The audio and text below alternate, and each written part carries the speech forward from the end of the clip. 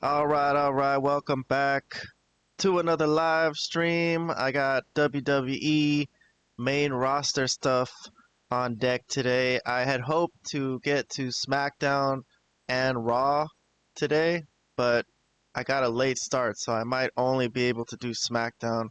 We'll see. We'll see how quickly I could get through Smackdown. I know there's a long John Cena promo at the beginning that I got to listen to.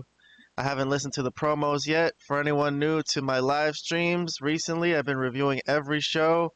I give out a review for each segment. At the end of each segment, I'll rate the segment based on my review system on the right, and then I'm passing out bonus points as I go through the highlights for anything and everything that I can give points to, or sometimes, unfortunately, it's wrestling and it's not that good, so sometimes I take points away, but lately not that much. I've been enjoying it. So all right, we're here at Smackdown. It's August 8th, this past Friday. It is Wednesday morning right now as I'm recording this. So it's 10:15. I have a couple hours. Let's see how far I can get. If I have to save Raw for tomorrow, I'll do that. But all right, so we start the show with a John Cena promo. I think they did start the show with a video package. Yeah, they showed what happened at SummerSlam. This is the first Smackdown after SummerSlam. Cena faced off with Cody, lost, and then got attacked by Brock Lesnar. He's a babyface now. I know you all know what's going on. But anyways, as we jump to the arena, John Cena is here, and he's a good guy. And he's, hamming it up for the audience a little bit, and he appreciates them and all that. And then he's going to cut a promo. So here's John Cena speaking. Let's see what he has to say. For the longest time, WWE was afraid to come to Montreal. Oh, hey, that's no secret. Y'all know what I'm talking about. A lot of history in this building, right? We know what I'm talking about. They were afraid, right? They were afraid because they thought the audience would hijack the show.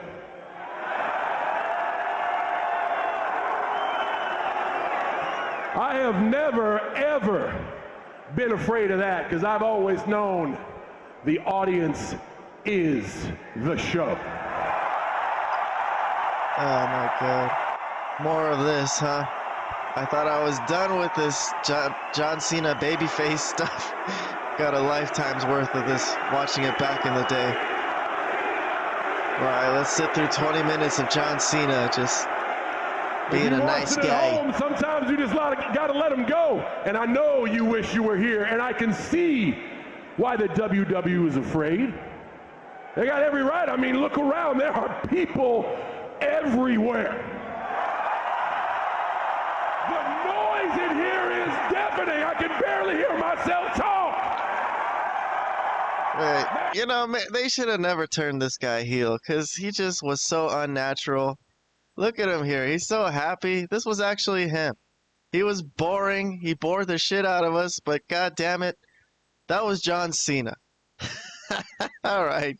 It kind of puts a smile on my face getting to see a shitty John Cena babyface promo. A classic John Cena promo. Feel the energy at home through your screens.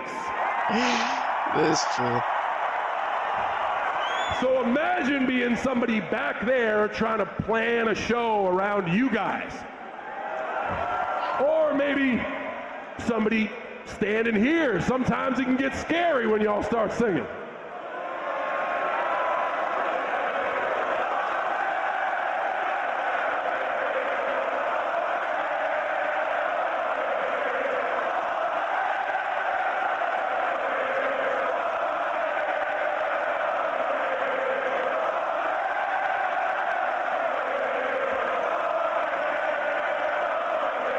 So some performers might get scared. They might be afraid. They might say, what do I do? If there is one thing y'all have taught me over the years, one thing I'm very grateful for, it is that even though I might be afraid, I face my fears head on. I lean into them and I go like hell and let you sing and let you do your thing and embrace and enjoy every single second.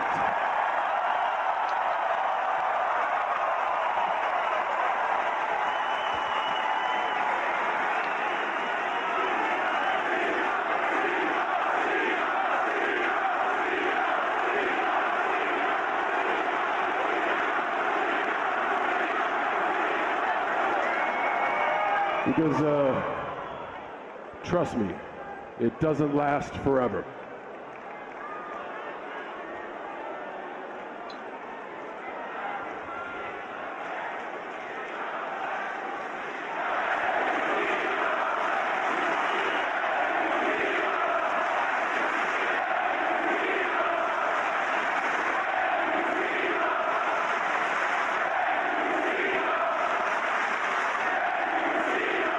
Man, fans have really taken to this face turn, man.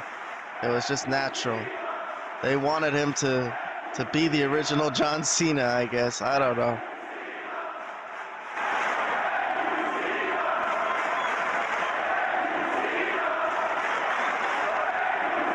It was a strange farewell tour to be a heel. Like, everyone's supposed to be appreciating you. This kind of seems like more what it should be every town he goes to, I guess. I've been coming here for over 2 decades. I've had shared many, many valuable moments in this ring. Man, thank you.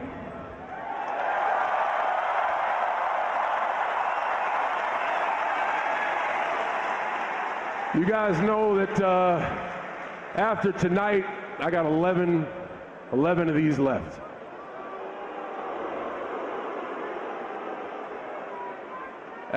I'm starting to understand that. And I just want you to know that as far as being afraid, every single time a day goes by, I get more and more afraid. And I thank you for that.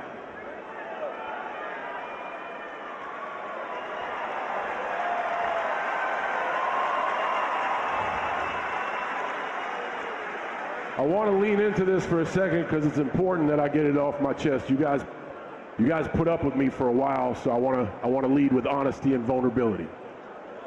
I'm afraid that no matter how much I can give to you in this limited time, that I'll never be enough, and I'm just going to end up letting y'all down.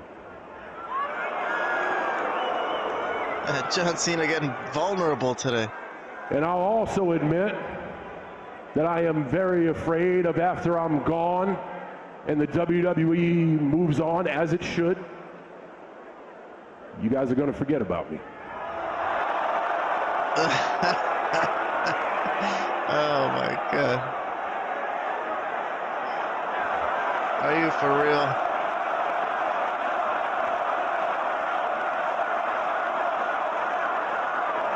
I got all these fears on my mind. Heck, I'm even afraid of Brock Lesnar. All right, finally start the show. I don't know in what universe me right now would ever actually choose Brock Lesnar as an opponent. But you and I, we've known each other for a long time. And you know there is no universe in which I ever back down from Brock Lesnar. Am I afraid? Yes. Am I afraid? Hell yes. I'm afraid Brock Lesnar just got himself a John Cena problem. I am afraid that every single WWE superstar just got themselves a big old John Cena problem. Time is winding down, and if any of y'all saw SummerSlam, you know that I am not going down without a fight. So Brock Lesnar, when you want some, come and get some.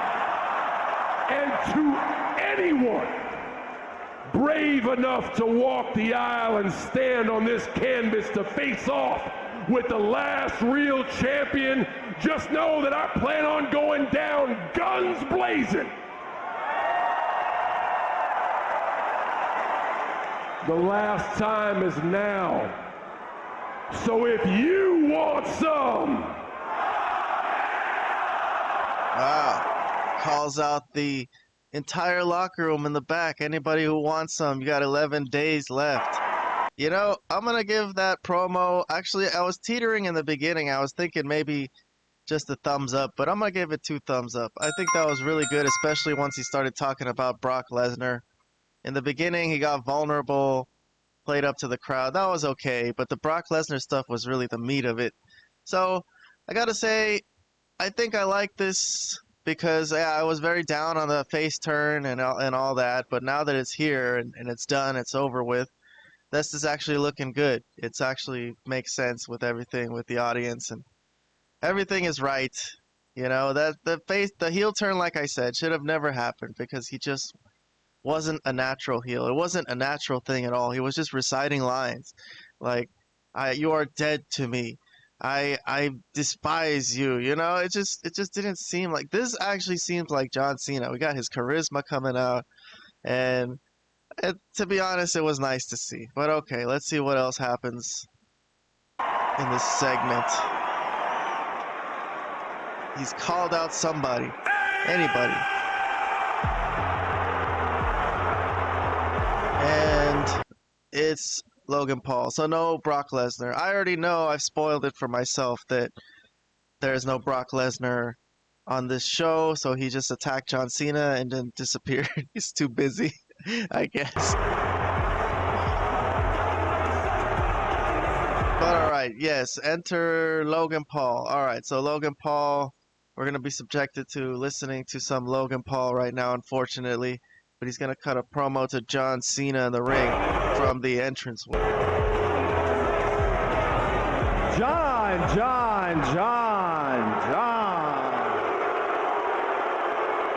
Stop. Just hear me out.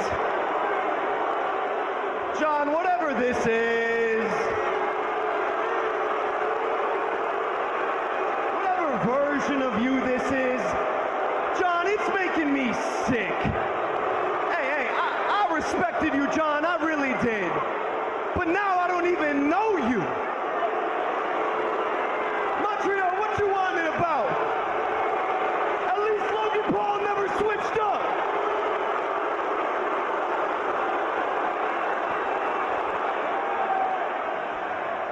No, John.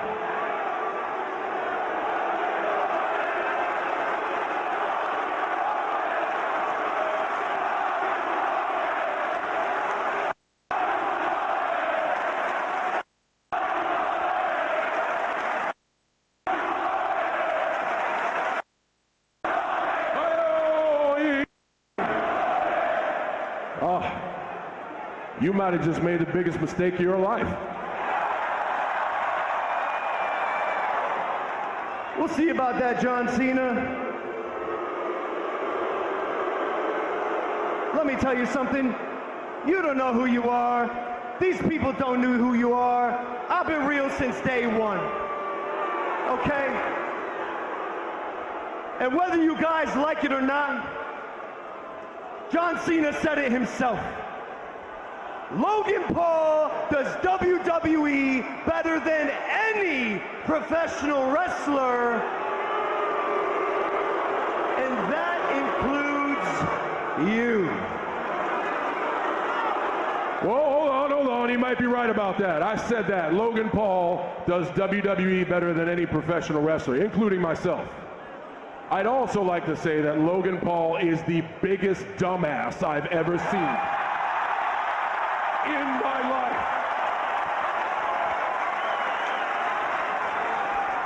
John Cena is a liar. He came out here, he says whatever he says, the bosses tell him what to say. He says, Montreal, you are the show. False! I am the show!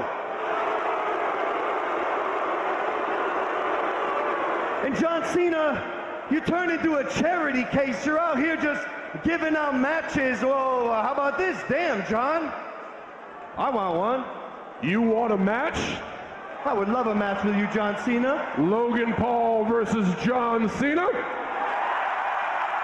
man, that sounds pretty damn good. Be careful what you wish for, man. You want a match with me? You sure about that? I am damn sure, John Cena. Montreal, how's that sound? Logan Paul versus John Cena in a beautiful French-speaking country right in the middle of France.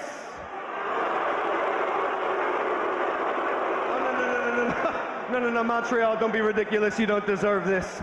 Logan Paul versus John Cena at Clash in Paris. I mean, that's box office. That's headline. You gonna have these French people lining the Champs-Élysées, and then... Drew McIntyre with a sneak! All right, so I'm going to cut that off right there. That's the end of the spoken word part of this segment. John Cena gets jumped while Logan Paul is challenging him by Drew McIntyre. So Drew McIntyre, they're laying waste, stomping out Cena, and Cody's music hits. So out comes Cody to help Cena as they're both baby faces. There's John Cena running in, and they both together fight off the heels and flip their asses out of the ring. So let's see. I think there's going to be more talking. Actually, I was mistaken. There is more spoken word part of this. Somebody grabs the mic. Let's see who it is. Logan Paul against John Cena. Clash in Paris, I accept. But it seems like you two want to fight.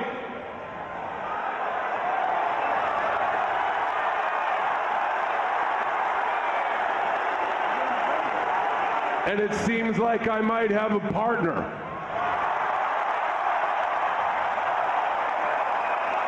Drew McIntyre and Logan Paul face Cody Rhodes and John Cena tonight!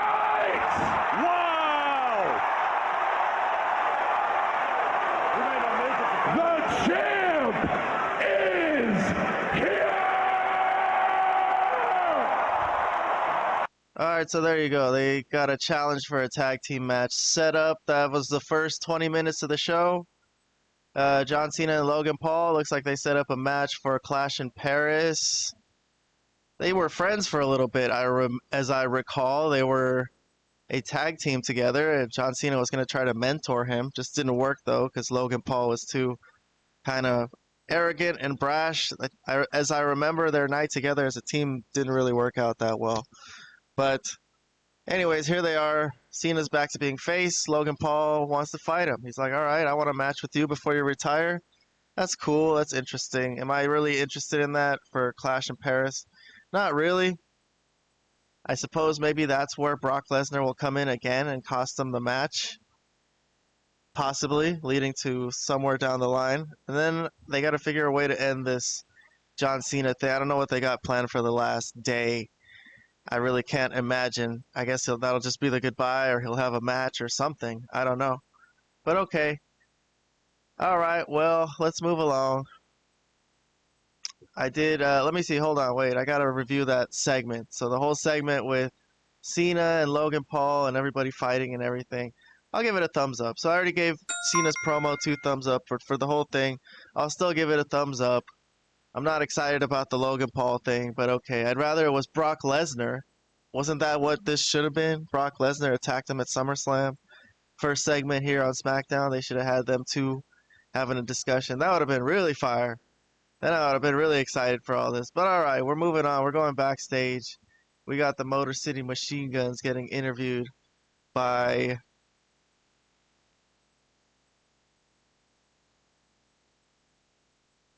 Kathy Kelly.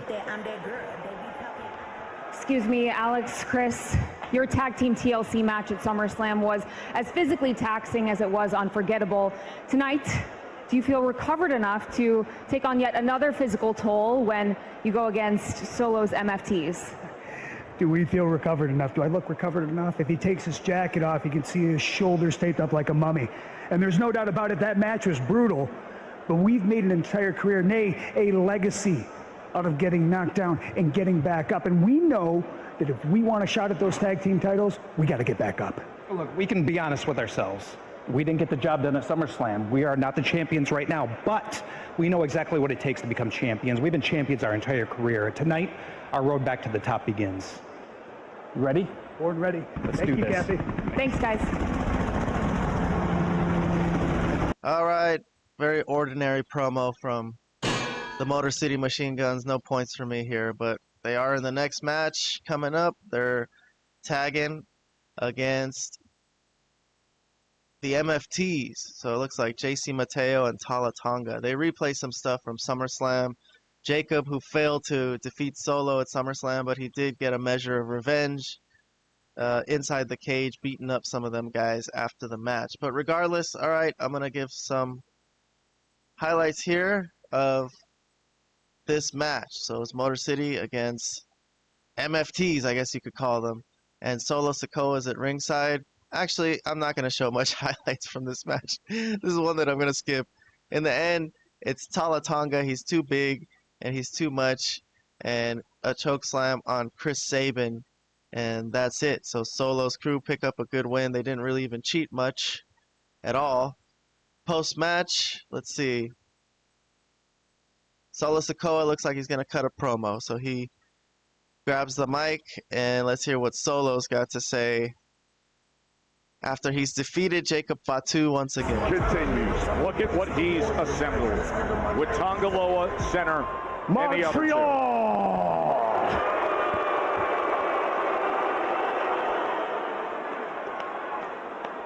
Take a look, because this is what greatness looks like.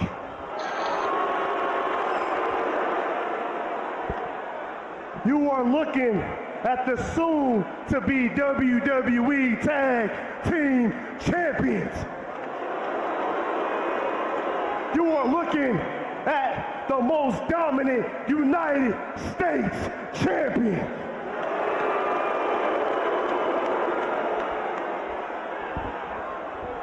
And it's a shame, because I'm all dressed up, I'm in my gear, I'm ready to fight, I'm feeling good in Montreal,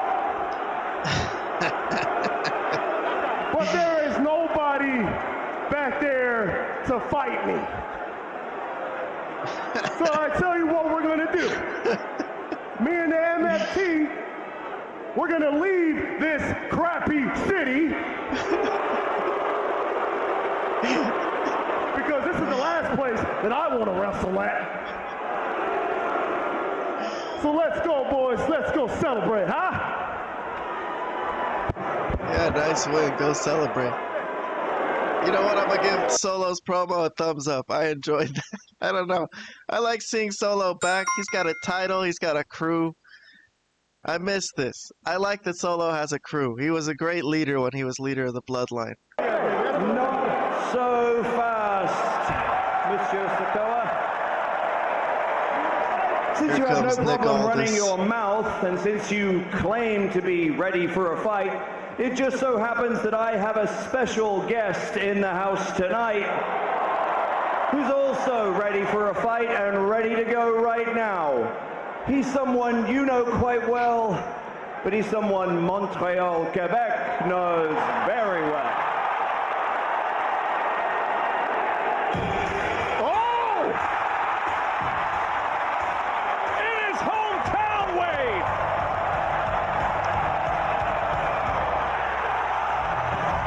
All right. So Solo was ready to go out and party when Nick Aldis fucked it up and made a match for him. So he has to work. He has to go to work right now. He's like, not so fast, man. You got time on the clock. Unfortunately. All right, so I did review the promo after the match was a thumbs up to me, but the match itself, the tag match, I didn't really care for. I didn't give any points, so that one wasn't indifferent. But we got another match coming up. It's Sami Zayn. As you see here, he's a man of the people. So he goes up through the crowd and hangs out with them before he comes to the ring for a long ring walk entrance. But all right, I'm going to go through some spots here. Let's see what we got. Do we got a, yes, over the top rope dive from Sami Zayn. That's definitely a half point from me. Every time I see one of those, I dish out points. Yes, Sami Zayn is surrounded ringside by Solo's crew, so it's an intimidating platform. But here's some interference. Sami's getting lined up for the Helluva kick, and JC Mateo's over here, and Sami pulls him into the ring, basically. So JC Mateo's in the ring, and this is another distraction. The ref's trying to get him out, and Tala Tonga over here on the other side up on the apron, distracting Sami Zayn, and Solo Sikoa gets the kick in from behind and tries to hit a spike. This is the finish, but Sami Zayn rolls him up and he bails out of the ring smartly as he picks up the 3 count, and that's it. So a nice win for Sami Zayn. This was a non-title match, by the way, in case you guys didn't realize. I didn't show them putting a belt up or anything. So Solo just lost. Looks like he's going to have a U.S. title match with Sami, but I don't know what that means for Jacob Fatu. Maybe that's done. They could just forget about it. Let Jacob Fatu move on. Let Solo have this title. Why not? But okay, Sami versus Solo. I'll give that a half a point. I'll say I kind of like that match. I'll move on though. Let's see, we got Alexa Bliss backstage. She's going to be talking to Charlotte Flair. So let's check out what's going on with these two as they retained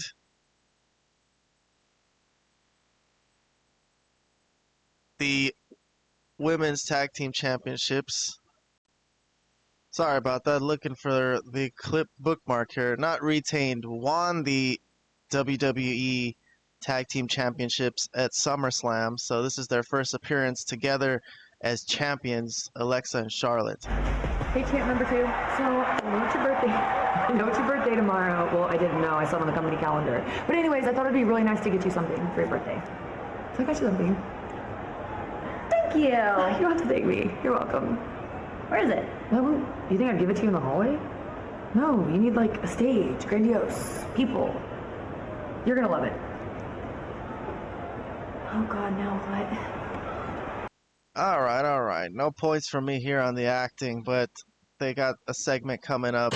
Charlotte Flair has birthday gifts for Alexa. Kind of seems like something a friend would do. But all right. Next, we got a video package from the Wyatt 6, so I guess I'll play this.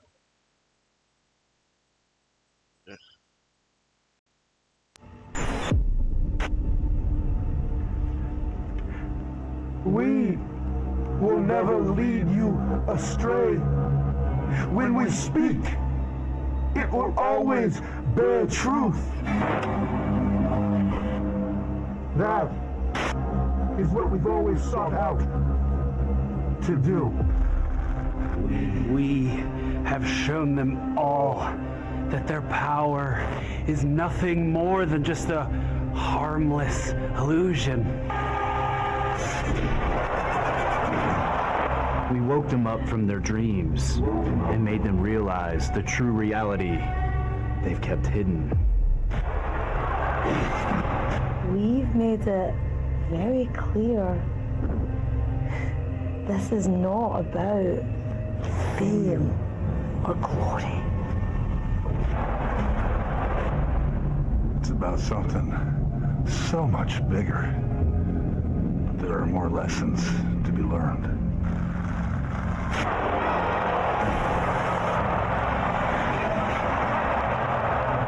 Wyatt's story. Written in red. Has only just begun.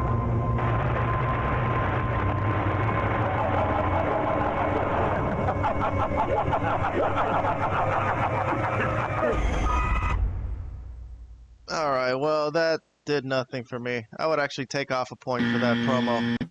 Gosh, talk about hiding these characters and personalities behind just effects. Why does Uncle Howdy sound like that? Bray Wyatt never sounded like that. You could actually hear what they were saying. But alright, so the Street Profits are hanging out backstage. Looks like they were watching on a monitor. I mean, like, what does that even mean? Well, look at this. First, you lose our tag team titles to the... I'm gonna give BFAB a point for once, at least a half a point for what does that even mean. Yeah, exactly what I was thinking. Wyatt, and then you nearly kill Candice. You don't need this, you mother killers! Look at her leg. Look what you did. Hey, she looks fine to me.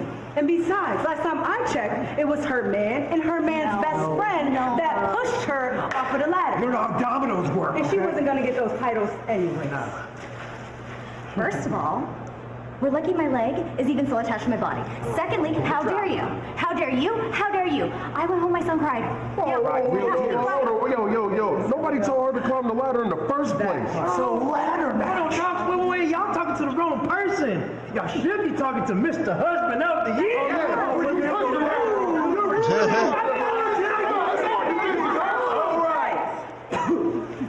All right, well, at least they reminded the people of that ladder spot that Candace took that freaking crazy bump. I'll give them credit for reminding the audience and talking about it. Candace showed the big bruise on her leg. Here comes, she's got a big bruise like 6 days later. But here comes Nick Aldis, unless that was makeup in.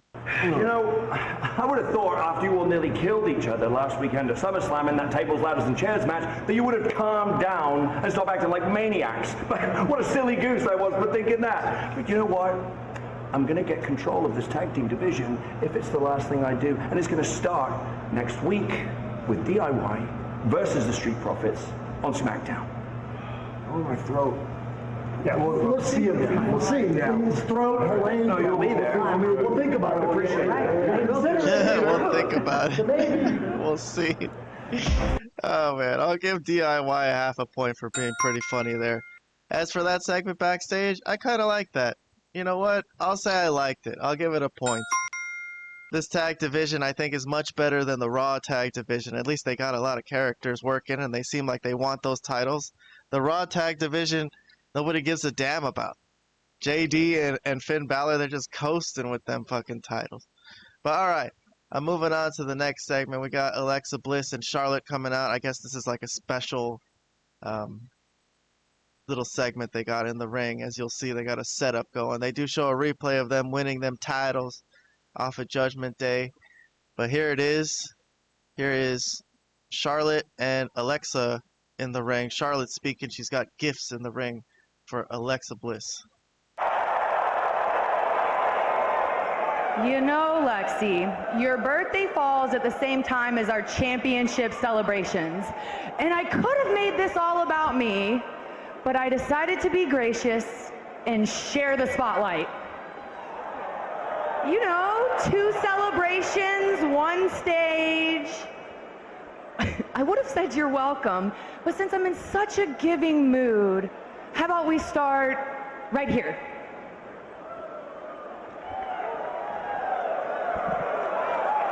It's a cake. Got a cake. Nice cake. Nice looking cake. With your name on it. No, your name's right here. Right here. Where? Right there. Alexa. It fits. You know what? That's not the only present. I have one more present that made me think about me. I mean, you. I mean, us. No, it's collectively kind of for like the both of us. It's right here. So excited to give it to you. Yeah, you didn't need to do that. Yes, I did. Charlotte, we're just tag team partners. No, you didn't. Yes, I did. Charlotte, I'm scared. Oh my gosh, you know what? I'll open it. Ugh.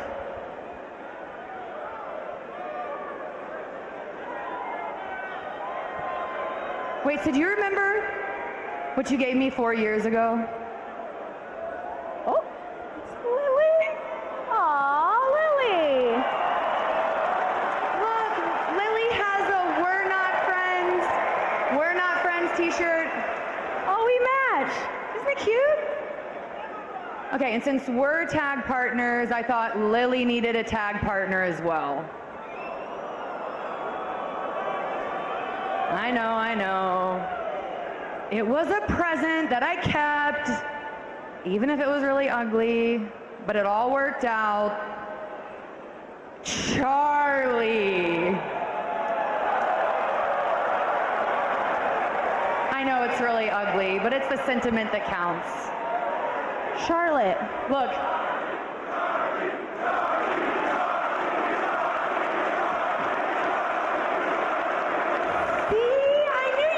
Charlie, look, we're tag partners, they're tag partners, we're not friends, they're not friends. Charlotte. I know I shouldn't have. Thank you. You know what, I appreciate that. But I need something else from you. That's not enough. I need something. Montreal needs something.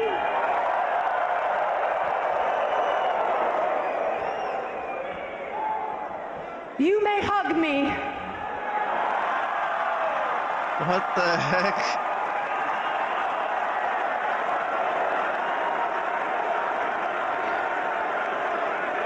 Charlotte, I don't know if that's really necessary. You may hug the queen, Lexi. Come on. Bring it in. Bring it in.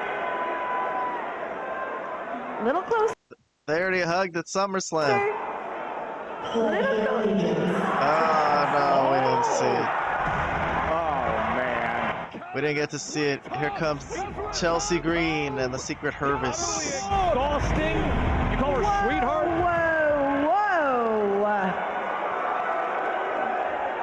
Look, people, I'm a proud Canadian, but listening to you cheer these self-absorbed American-born weirdos, no, you guys have me wanting to turn in my passport. Oh, but then again, girls, we are in Montreal, and judging for their love for the Habs, they don't see champions often.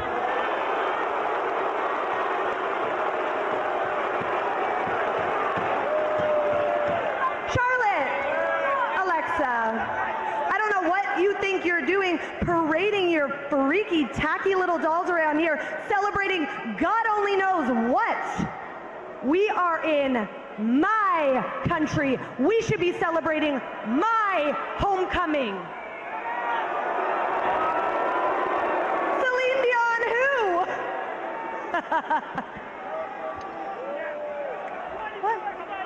You know what, Lexi? I have one more gift for you. And that'll be kicking Chelsea's ass tonight. We're busy. No. We're busy. Come on. Chelsea's looking for the exit. Ladies, Oh, whoa, no. Chelsea, so sorry to interrupt. But you know, I thought such a special occasion, I'll tolerate wrestlers making matches on the fly again. And you know, I figured, Lexi, happy birthday. I too have a gift for you. It's a brand new referee. And his first assignment will be Chelsea Green versus Charlotte Flair right now. You see, that's common sense leadership, Wade. Nicholas Aldis, you are the... Chelsea shouldn't have come out then and opened her big mouth. Anyways, alright, fine. I'll give a thumbs up to the whole Alexa and Charlotte thing in the ring. I thought that was kind of funny. They started making me laugh. I thought the Chelsea Green thing coming in, somebody had to interrupt it. Didn't really make sense why it was her. I guess just because it was Canada. Alright.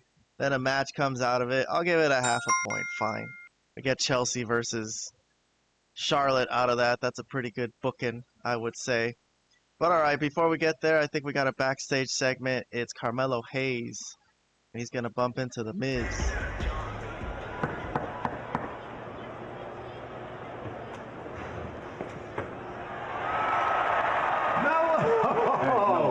Come here, man. Hey. Where you been at? You left me hanging high and dry for like 2 months. You said you was gonna take me to the top and you dipped out. What's up with that? You know what? You're right. And you deserve better. I do deserve better than that. And that's why I'm gonna go get myself a U.S. title shot right now. You know what? You do deserve a United States Championship title shot, but it takes time. I've been here for 20 years. John Cena waltzes in and gets main events. I beat John Cena. Logan Paul walks in and gets marquee matches. I brought Logan Paul into WWE. And Alexa Bliss, it's her birthday. My birthday's in 2 months. Okay, but Mike, we're talking about you. We're supposed to be talking about me. And that's why I'm gonna go handle my business on my own. You know what? You're right. That's why I went to Nick Aldis and I got us a tag team match next week. Because we need to remind people exactly who Carmelo Hayes is, and you are him. Because we are Mellow Don't Miss, and we are us. Him. We good? Yeah, we good.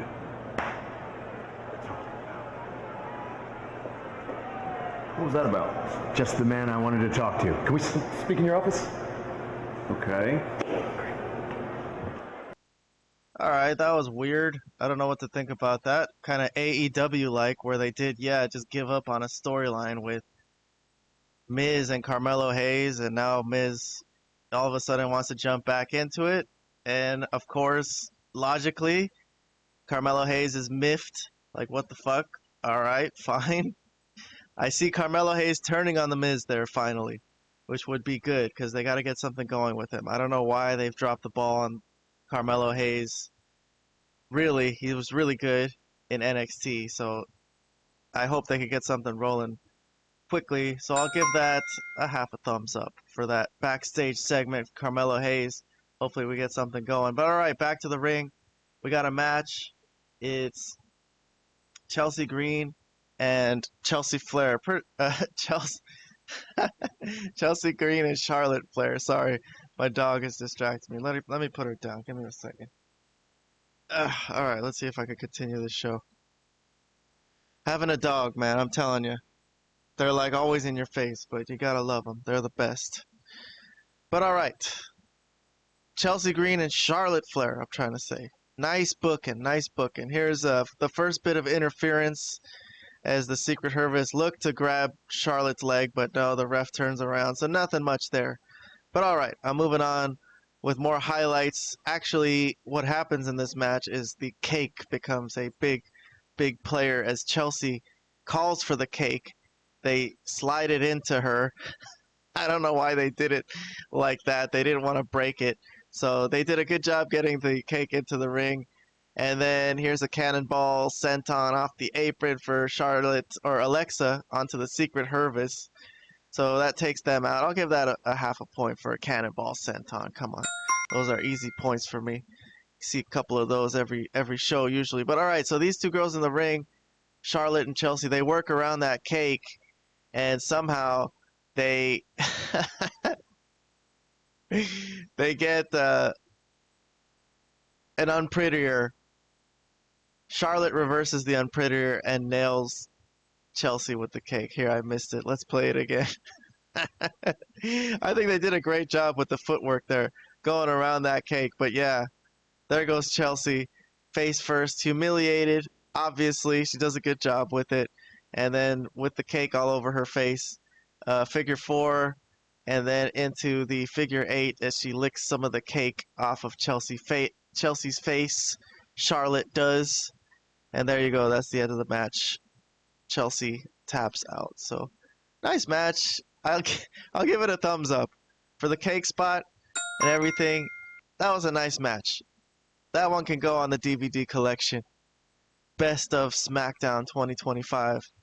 But all right, we got backstage. We got Tiffany Stratton here with an interview. So let's play Tiffany. She has just retained the WWE title against Jade Cargill at SummerSlam. Well, Tess, send some cake backstage because we also have some celebrations in order. I'm here with WWE Women's Champion Tiffany Stratton. High caliber showing this Saturday at SummerSlam, retaining that title over Jade Cargill. You've been on quite a run. Very impressive. So what is next for Tiffany? Kathy, I'm going to keep doing what I have been doing for the past 216 days, and that is keeping my title and defending it. So if... Listen, be thankful that your foot found the rope, or you'll be standing here empty-handed.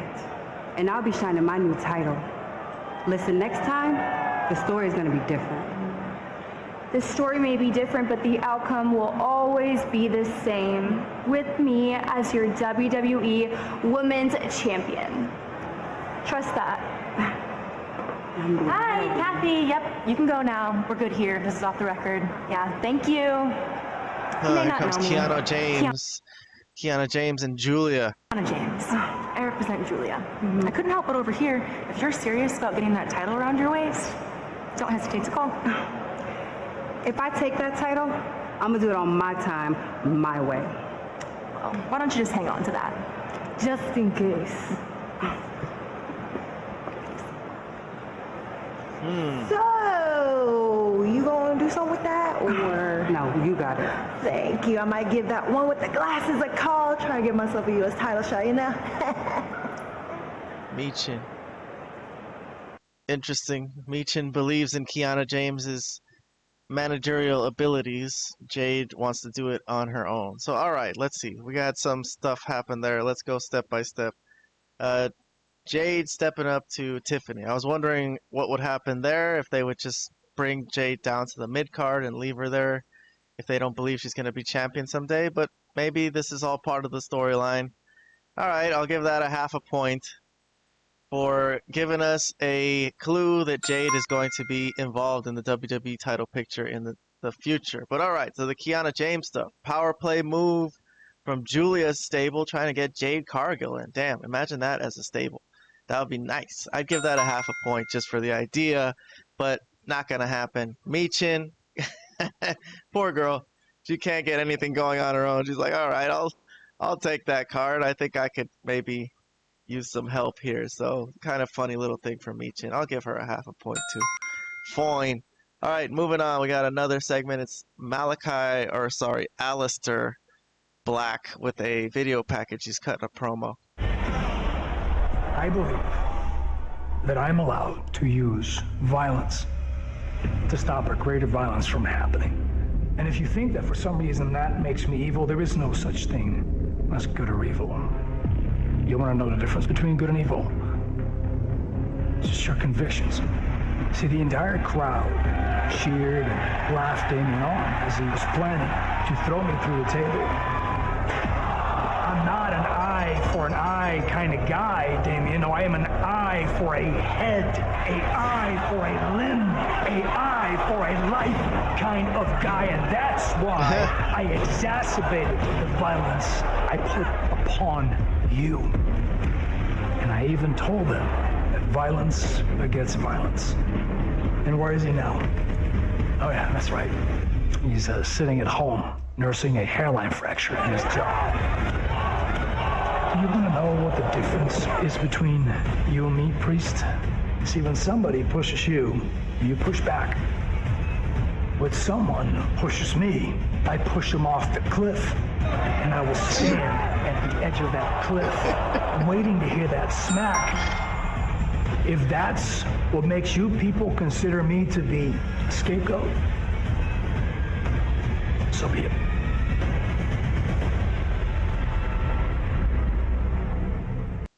All right, well, I gave a half point during the promo for that push him off a cliff line, but I think I'm going to make that a full point. I'll give that a thumbs up overall. And then for the whole promo, I'll say 2 thumbs up, man.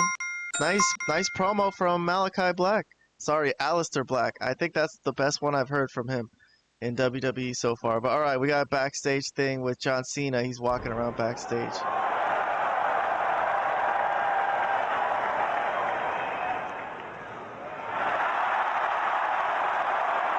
R-Truth. Here comes R-Truth.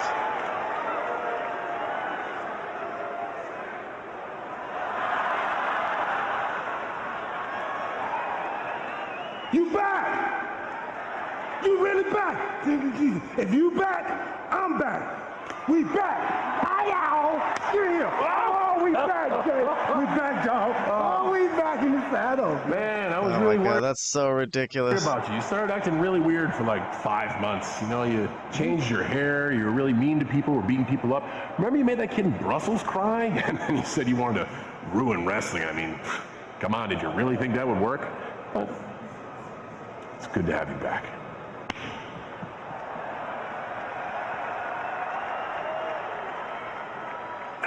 Just too good. R-Truth. All right, so fine. I'll give that a thumbs up. They signed R-Truth back literally just for that one segment, I think. Because that's it. That's all they're going to get out of this whole John Cena thing in truth. At least it's over. I mean, I guess he could try to help him in against Lesnar, because it's not really a fair fight. So maybe he could use someone coming in for a distraction. But all right, we got the main event now. It's Logan Paul, Drew McIntyre. Let's run through the highlights real quick. Get this show over with. John Cena. All right, so the crowd here in Montreal gets one last chance to see John Cena in action. Cody Rhodes is his partner. All right, so much of this match was spent trying to get a hot tag to John Cena. So it finally happens. I'm skipping way ahead. John Cena does his thing. He gets a little bit of offense in with Logan Paul.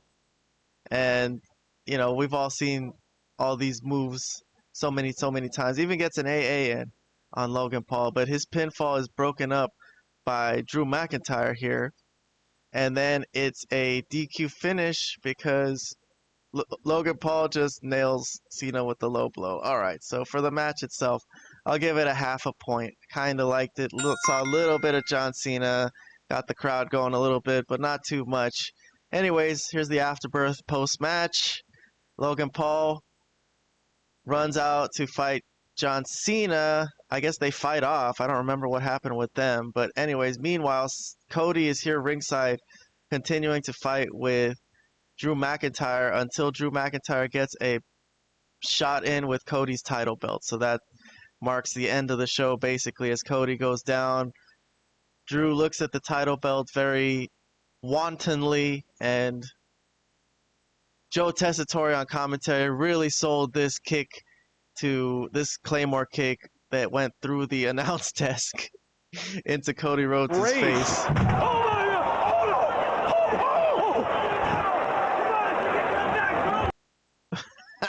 God! You know, it looked gimmick, but still. All right, so Drew McIntyre makes a crazy face to finish the show. Drew McIntyre and Cody. All right, you know what? I'll give that 2 thumbs up for the idea of Drew McIntyre and Cody. I still think that Drew McIntyre is not going to win that, although why not at this point? If Cody's already dropped the belt once to Cena, you know, it wouldn't hurt him to drop it to Drew and give Drew a little run and then take it back from him. I would like that, but I'm kind of just afraid that this is going to end with Drew being a challenger and losing. But I do like the idea of him being back in the title picture.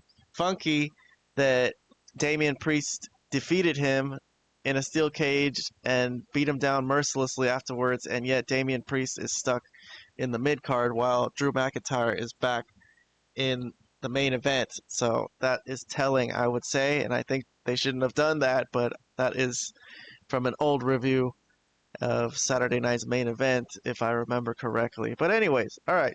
So that's SmackDown, 18.5 points. Not bad. I was hoping to hit 20 points for a 2-hour show. It's not bad, though. I enjoyed a lot of it. So I'm going to move on from that. It's 11:09. I might be able to squeeze in Raw. You know what? I'm going to try to do it. Fuck it. I want to get this Raw review out today. I don't want to wait till tomorrow. So let's do WWE Raw from this past Monday, August 11th.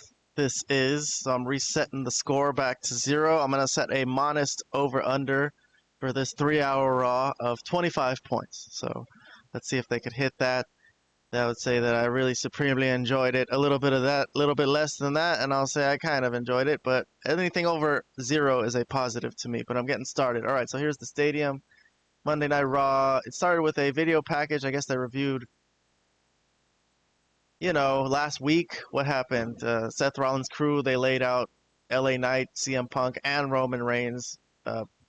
Punk costed LA Knight in a world title match main event, so Punk caused the DQ, and then they all got laid out. So that's what we got going on. That's the situation.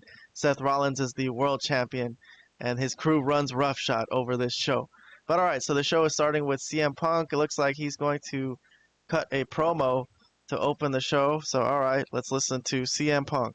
Is it great to be alive on a Monday night in Quebec City or what?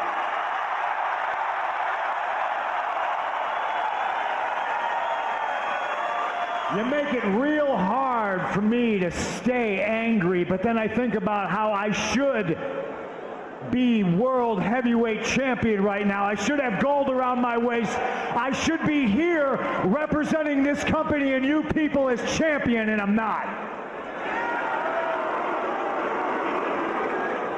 So I'm a little bit angry about it. I have a Seth Rollins problem.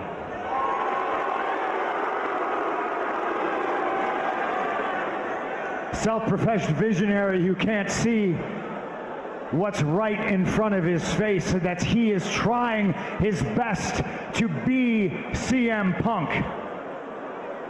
He's failing miserably. But listen, SummerSlam, did you guys watch SummerSlam? Yeah, I climbed to the top of the mountain for the first time in 12 years. I became champion in this company.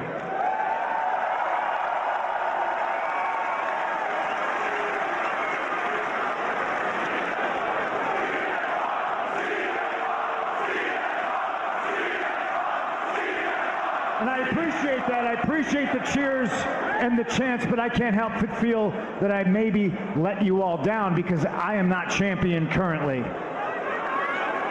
So I apologize, but I will say this. I promise you, if you thought before I was relentless in pursuit of my goals, if you thought before I was obsessed with becoming champion, after realizing that goal and the reality of holding it in my hands and looking at you, the emotion in all your faces, I promise you I'm even more possessed to regain that title.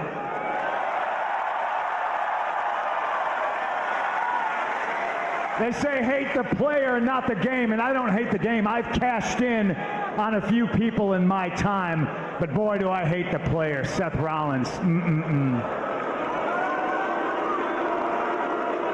You're following in my footsteps. You're pretending to be CM Punk, and you pretended to be injured in order to let everybody's guard down so you could cash in when the time was right. Here's another promise, Seth. I'm going to get my title back.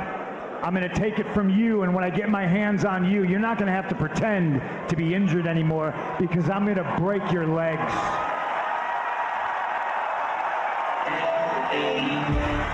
All right, so LA Knight's music hits, which I was thinking that the whole time. I was like, all right, all that's well and good, but why did you ruin LA Knight's match as he was fighting for the world title? But I guess he kind of answered that. He said he wants to take that title off of Seth Rollins himself. But okay. LA Knight comes in, you know, face to face real quick. Actually very dramatic, but surprisingly he shakes his hand. He offers a handshake. CM Punk does shake his hand. So, all right, they shake hands. And then they start talking. So, LA Knight does have something to say. Actually, CM Punk asks him, hey, do you got something to say? Because, shit, obviously. You got something to say?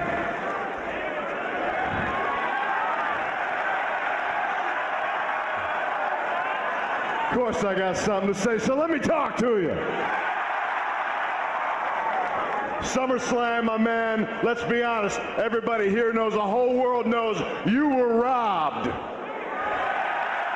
You climbed the mountain, you rose to the moment, you defeated Gunther, you became the World Heavyweight Champion once more. I'm going to tell you right now, you deserve, beyond a shadow of a doubt, you deserve to have your rematch. Absolutely. Yeah.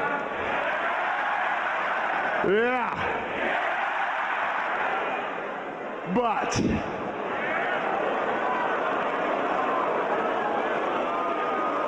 last week, I'm having my match. Has nothing to do with you. I'm having my match with Seth Rollins, and what do?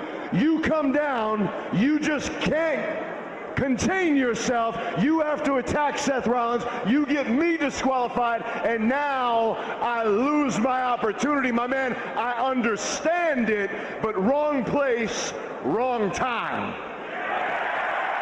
Yeah. LA Knight makes some very logical, good points here. I will give LA Knight credit just for coming out and stating the obvious. But why did he shake his hand? So what I'm telling you, we don't have a problem. I'd like to keep it that way. But what I'm telling you is I'm going to need you, if you want to get Seth Rollins, my God, get Seth Rollins, whip his ass. But if you're going to do it on your time. If you're going to do it after the bell rings. Because at this point, you do deserve your rematch. You should get your rematch. But bottom line is, you get your rematch after I get mine.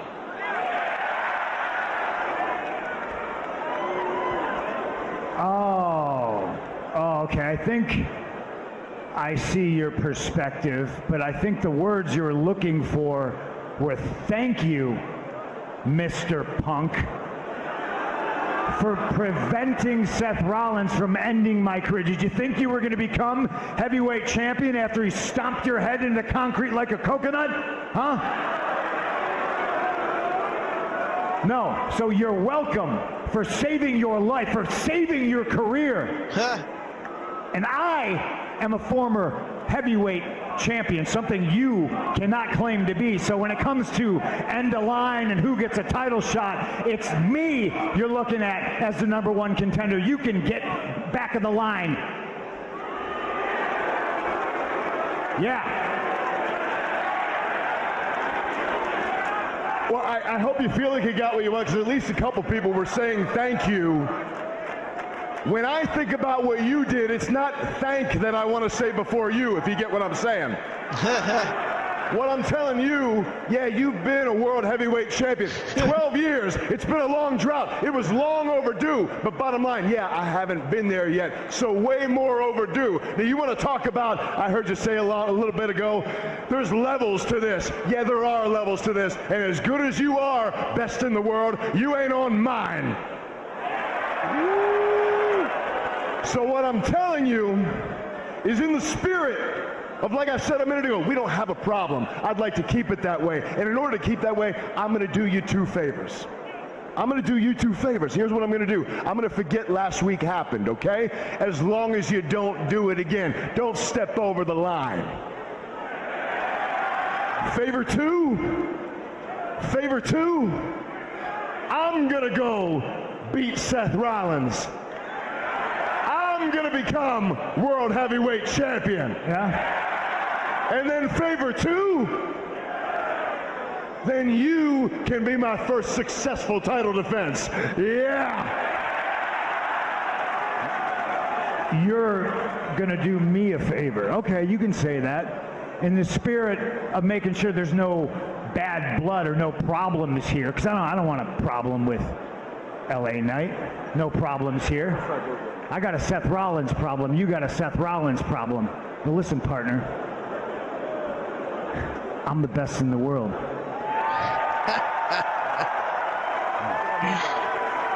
Yeah. Ladies and gentlemen. All right. Before Paul Heyman jumps in there, I will say that I very much enjoyed that. I really liked it. I'm giving that 2 thumbs up for that interaction between LA Knight and CM Punk. All right, but here comes Paul Heyman. I wasn't done.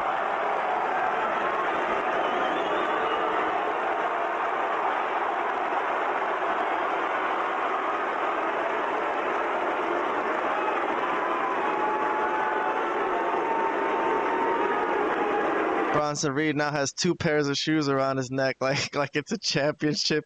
Roman Reigns' shoes. That's so awesome. I'll give it that 3 points for Bronson Reed, just coming out like that. So good, so good. Mesdames et messieurs.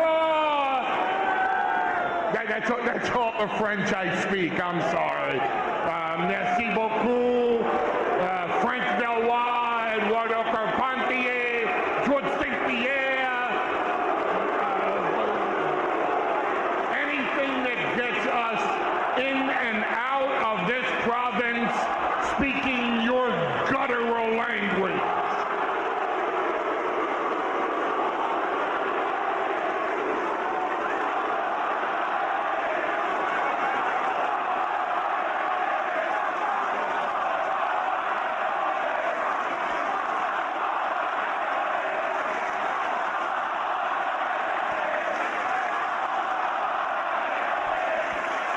I can't make out what they're saying, but I'm guessing it's some kind of Canadian curse word or something. French curse word? I don't know. I'm gonna need subtitles if you're gonna chant at us tonight. Speaking of guttural language, LA Knight, take it from the adorable Oracle, do not get into the favor business with CM Punk. trading favors with that man right there, it will cost you everything in life. It will cost you your self-respect. It will cost you your position in WWE. It will cost you half of your career. It'll cost you years of your life. It'll cost you your tribal chief. It'll cost all right, you crybaby. You're gonna piss your pants, sit there and talk all night? Somebody's getting punched in the face tonight. If you want me to put hands on both your chins or the Bronze, be my guest. Come on down. Come on down.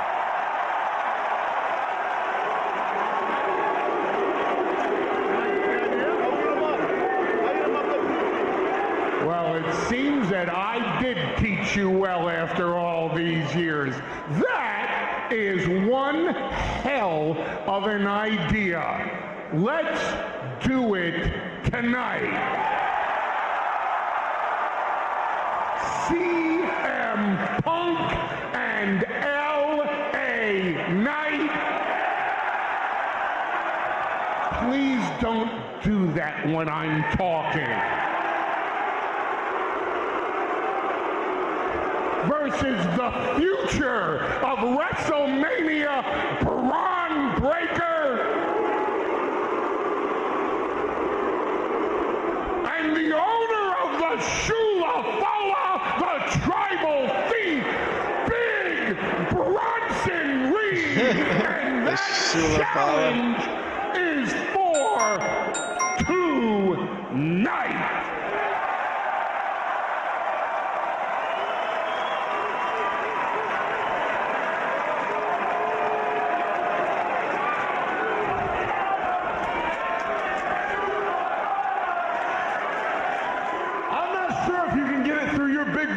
tonight. We weren't out here looking for those two gooses walking footlocker.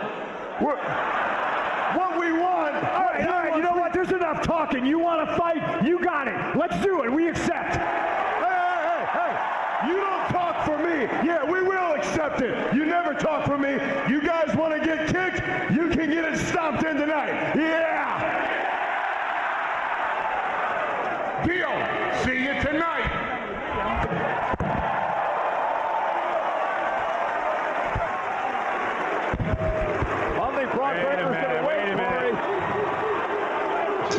Braun Breaker's heading to the ring like he wants to fight right now. Bronson Reed's holding him back. Now we'll do it later, man. Come on. What? You're 47! What are you gonna do? Your gear! Not even in your gear! And you're 40! Not even I'll kick your ass! Oh yeah, you're done. You guys are 100 years old! Combined! They're all fired up here tonight. You guys are 100 years old combined. Oh my god, I gotta give Braun Breaker a point because he's freaking funny as hell. But alright, so LA Knight and CM Punk in the ring, not getting along completely well, but I think I'm on LA Knight's side about all this. He was very nice about the whole thing. He's like, I'll let it go, just don't let it happen again. I get the next shot. I think CM Punk should be fine with that. He lost the match. He lost to Seth Rollins. He got cashed in, but it was a fair loss. LA Knight didn't even get a chance. It was a DQ, but CM Punk did say that he saved LA Knight's life, I guess, but that he was gonna get killed by another curb stomp. But okay, all right, I gotta move on to the next segment. Oh, I gotta review that opening segment. All right, I gave out a lot of points, but overall, as a segment that set up the main event match, I'll still give that another thumbs up as well for the overall opening segment. All right, so I'm moving on to the next thing we got is replays. Okay, so the replay is of El Grande Americano, 3 of them last week that interfered in Dragon Lee's match, and Dominic Mysterio was the beneficiary, and he is feuding with AJ Styles too, as he was going to attack Dragon Lee post-match, and then Dominic Mysterio ran in to thwart him. He still wants another Intercontinental title match. But all right, let's see what we got next. We got the Judgment Day hanging out backstage. All right, so Judgment Day are hanging out. We're going to check out what's going on here.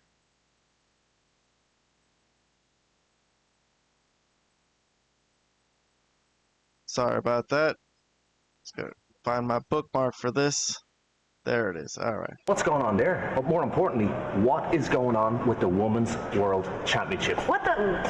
Yes, okay. Come on, guys. What's he doing here? We're just talking strategy for the match later. What, you just gonna bring him into the clubhouse like that? He's cool, I promise. Hey, can I talk to you for a sec? Yeah, what's up? In private?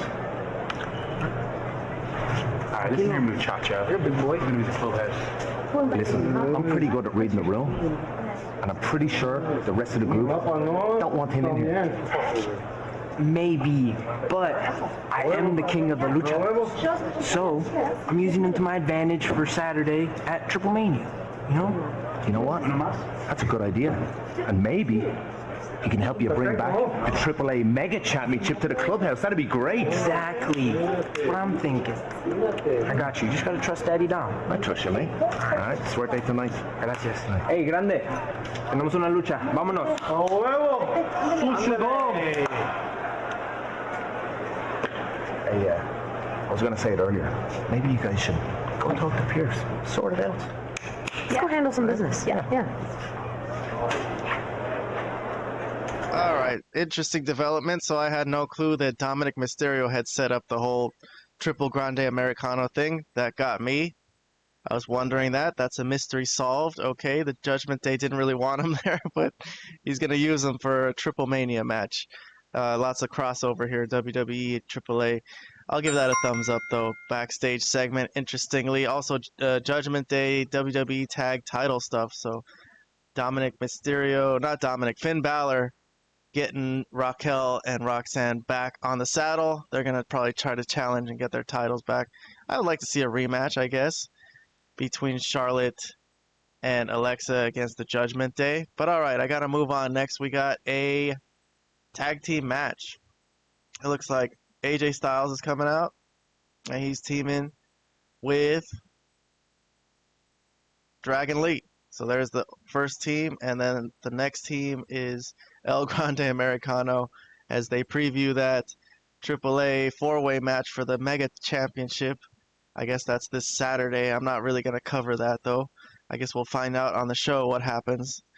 But yeah, Dominic Mysterio's coming out, and he's going to team with El Grande Americano, the Kaiser version. I guess we'll put it that way. Dominic coming out with a mask. Interestingly, that'll come into play later on. A little bit of teamwork early as Dominic from the apron distracts Dragon Lee, giving Grande a chance to take advantage, and we see them giving some dap to each other. But all right, here is the cheating spot. So as we know, El Grande Americano loads his mask with a metal thing. So here he is looking for it in his pants. Finally gets it out. But it's a fail for Grande as he tries to put it in his mask. He gets kicked and he drops it. So Dom picks it up, puts his mask on, and loads his mask with it. So that's his idea to cheat today. And then he gets up on the apron and nails AJ Styles with a headbutt. And that's the end of that match. So it looks like Grande and Dominic Mysterio working well together. And maybe he can help Dominic win that AAA title in Mexico this weekend. We'll see. But all right, for that idea, I will give it a half a thumbs up. Dominic adopting a mask just so he can cheat. That's kind of interesting. But all right, we go backstage earlier today. So there's a recording. They recorded this earlier. It's in Adam Pearce's office. Sammy, Adam, look, I don't want to take up too much of your time. I just wanted to ask if you made a decision about the World Championship match for Clash in Paris. And I'm still working on that. Look, I know you've got a lot of guys angling for this, okay? But I've talked about this too much. I don't want to talk about it anymore. Adam, I'm trying to become world champion. I know. All I'm asking for is a chance. Look, I cannot make any promises, okay? You got Rusev tonight, though. So let's get through tonight, and then you and I have a conversation on the other side. Appreciate that. Anytime. Thank you. Yeah, you're welcome.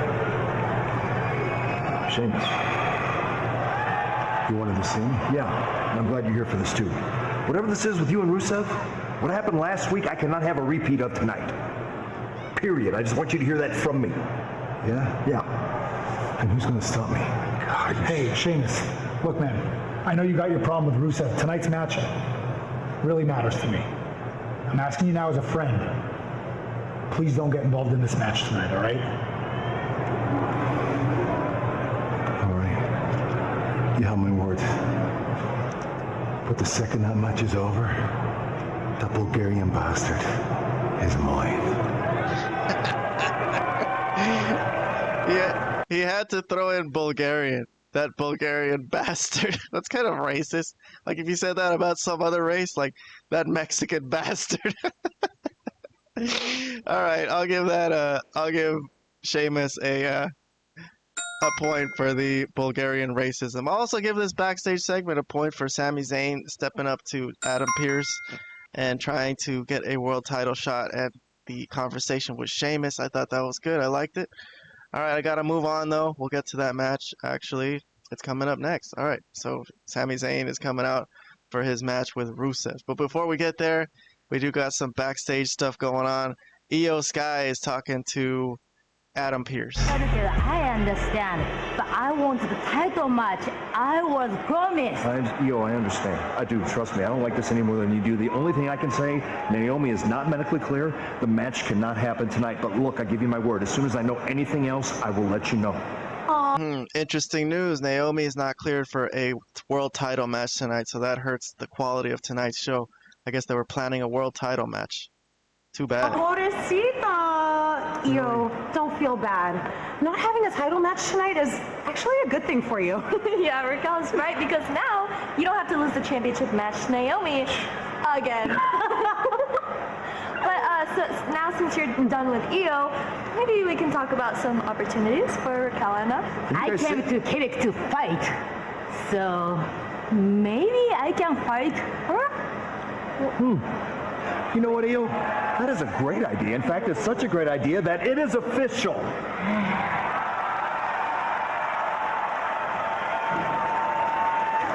See you tonight. Love it. Are you kidding me? Don't worry about this. We're going to finish. Alright, so they went in looking for a tag title opportunity, ended up with a match between Roxanne and Io. It's a decent replacement match. Roxanne is always there to fill in and contribute to the show. And they have had this match a couple times before, both times really good. So I'm going to give this a half a point just for the scramble and making something up here. I guess they couldn't do the Naomi-Io match. Roxanne and Io is a good enough replacement. But all right, so they do show a replay of the week before, the pull apart with Sheamus and Rusev, them fighting backstage, bumping into Sami Zayn and all that. So all right, Sami got nailed, yes, by accident by Rusev. So that leads to tonight's match between Sami Zayn and Rusev that Sheamus has promised to stay out of. So all right, I'm gonna give a half point here for a Saudi Arabian moonsault, I guess they call that, or something, as Sami Zayn doing some work for a superstar. He does a lot of work over the top rope dives and stuff. I think we might, I don't know if we'll see any dives here today, but here is Rusev trying to get Sheamus in his finisher, pound in the chest, but the finish is a DQ, I guess, as, yeah, oh, it's the MFTs. Oh my God. Sami was lining up for a haluva kick, and Solo Sikoa's crew comes out to attack Sami Zayn. Oh my God. So I forgot what beef they had with him. Totally forgot about that. This came out of the blue to me. Surprised by this. Can't give any points for the match. It was thrown out, Sami and Rusev. But the afterbirth, Sami just gets his ass kicked by Tala Tonga. There's the big boot. Security runs in to break this up, I guess. So Sami, who was on the track to getting a world title shot, instead is going to have to deal with Solo Sikoa's crew, as they have beef going on that Solo's crew did not let go, and they have traveled to Raw to fuck shit up for Sami Zayn. But all right, Sheamus, he sees Rusev on the other side. The match is over, so he attacks Rusev. Security tries to get involved. Man, this is too hard for that security today. They got their hands too full. But anyways, Rusev and Sheamus, they fight off to the back. Sami Zayn is fucked up and he's helped to the back. Security is fucked up too. And they do replay if people forgot what happened this past Friday when Sami Zayn beat Solo Sikoa, but just I mean, he beat them. It didn't really I guess I don't see why Solo's crew would be so pissed at him for this. He just kind of got a win.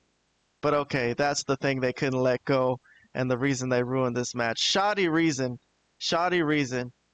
I might even give that a thumbs down for the way they ruined that match, but it needed to happen. Something needed to happen, I guess. They don't want Sami yet getting into that world title scene. There's too much going on.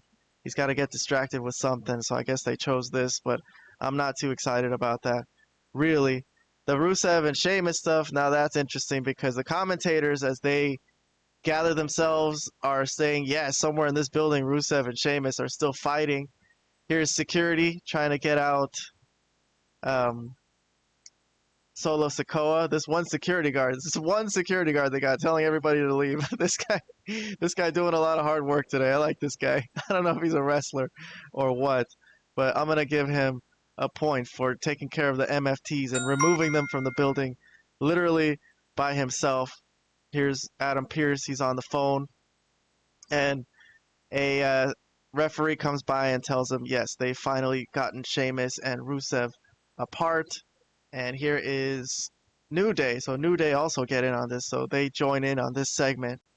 Not a good time for Adam Pearce. He's going through a lot of stress, but he's going to have to listen to New Day anyways. Bonjour, Piercy. What? Penta must be stopped. He tried to destroy my hat that cost over $12,000 and tried to decapitate me with it. Penta must be stopped. You need to fine him, suspended. He should be banned from wearing hats. Are you done? Stopped. If you have a problem with what Penta did to your sombrero, you can take it up with him next week in a match. Does that work for everybody? Good. Don't follow me. I have business to attend to. It's a hat, not a sombrero. He doesn't even understand. That's not what we were talking about, man. He doesn't wear hats. TikTok. All right. So I'll throw half a point for the New Day and that hat thing and Penta. I think that's kind of a funny thing to me.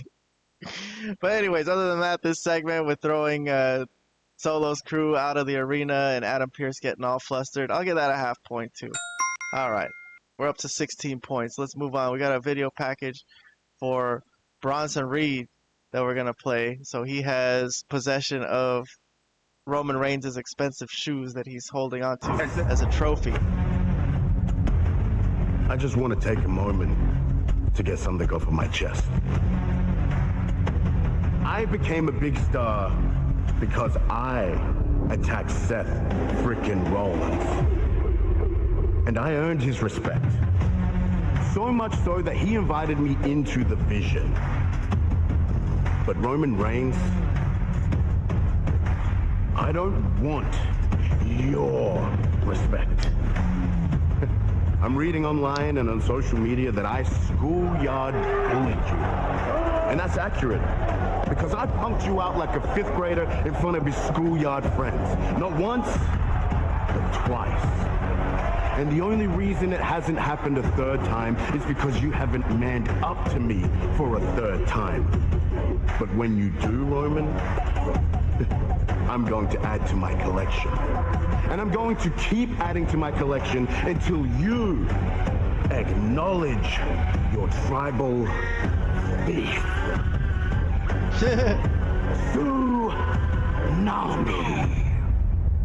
Tsunami. Is that a catchphrase? Tsunami? I don't know about that. But alright, I'm gonna say I love this.